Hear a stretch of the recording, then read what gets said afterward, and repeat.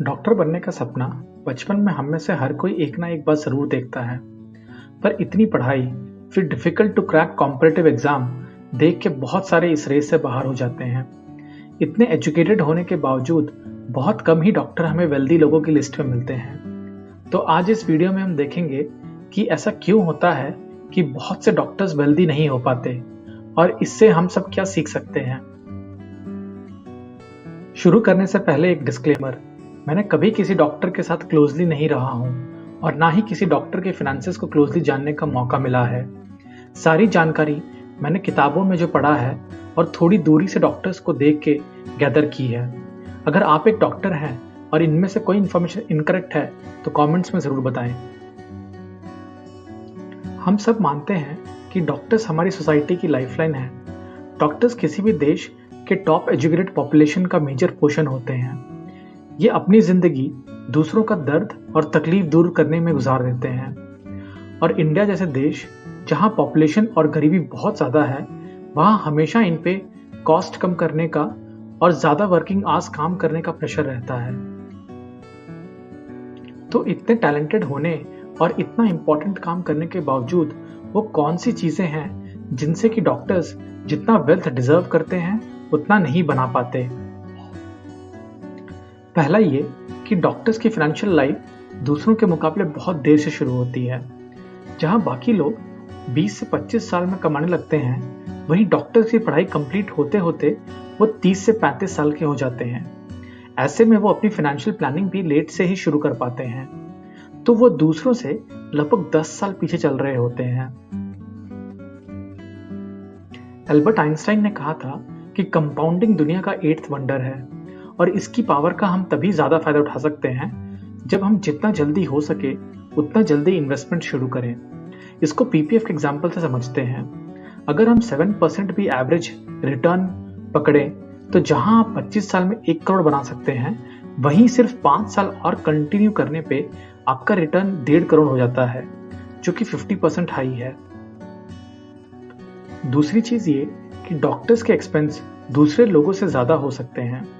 इसका पहला रीजन ये है कि क्योंकि इतनी पढ़ाई और मेहनत के बाद लेट अर्न करना शुरू करते हैं, तो जॉब शुरू होने पे एक रिवेंज की भावना से स्पेंड जरूरत से ज्यादा कर लेते हैं। दूसरा ये कि सोसाइटी इन पे प्रेशर बनाती है कि डॉक्टर हैं तो महंगी चीजें खरीदें। अगर ये एक ऑल्टो खरीदने निकले तो लोग कहेंगे कि डॉक्टर को कम से कम एक फॉर्च्यूनर तो होनी ही चाहिए।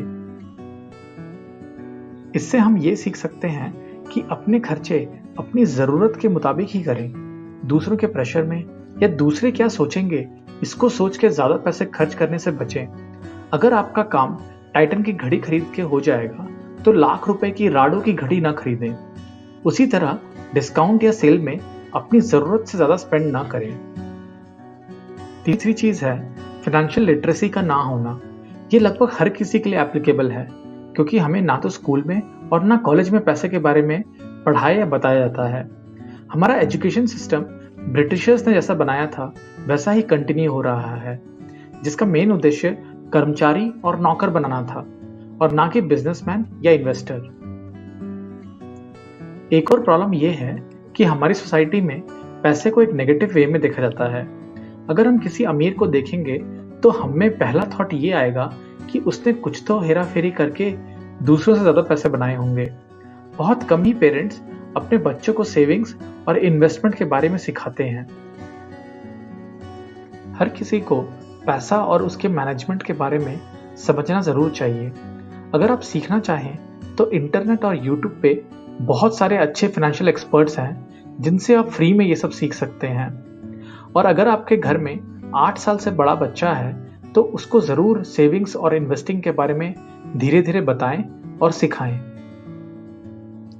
चौथा पॉइंट ये है कि हमारे देश में अच्छे फाइनेंशियल प्लानर्स की कमी होना। एक क्वालिफाइड डॉक्टर मिलना आसान है, पर अच्छा फाइनेंशियल एडवाइजर मिलना नहीं। म्यूचुअल फंड और बैंक के सेल्स एजेंट भी अपना डेजिग्नेशन वेल्थ मैनेजर दिखाते हैं, जिससे कि हम बहुत बार इनके गलत एडवाइस में फंस जाते हैं, क्योंकि इन लोगों को एंड में अपना प्रोडक्ट बेचना है और फिर ऐसा सामान जिसमें कमीशन सबसे ज्यादा है, भले ही वो आपके लिए अच्छा हो या ना हो। तो अगर आपकी एनुअल इनकम 20 लाख से ऊपर है और आप अपने पैसे अच्छे से संभाल नहीं पा रहे हैं, तो एक अच्छे फाइनेंशियल एडवाइजर को हायर करना बुरा नहीं होगा। एक अच्छे एक्सपर्ट की ओपिनियन मिलने से आप अपना बहुत सारा नुकसान होने से बचा सकते हैं और अपने पैसों को सही जगह लगा के अच्छे से ग्रो भी कर सकते हैं। तो फाइनेंशियल लिटरेसी होना बहुत ज़रूरी है अपने लिए वेल्थ क्रिएट करने के लिए। अगर आप खुद से नहीं कर पा रहे तो किसी एक्सपर्ट की हेल्प लें। अगर आप अपने पैसों को अच्छे से समझेंगे और मैनेज करेंगे तो आप एक फाइनेंशियली स्टेबल लाइफ जी सकते हैं और अपने लिए एक खुशहाल रिटायरमेंट सुनिश्चित कर सकते हैं। आपकी क्या राय है इस बारे में? कमेंट्स में ज़रूर बताएं। अपना ख्याल रखें और नेक्स्ट वीडियो तक के लिए बाय बाय।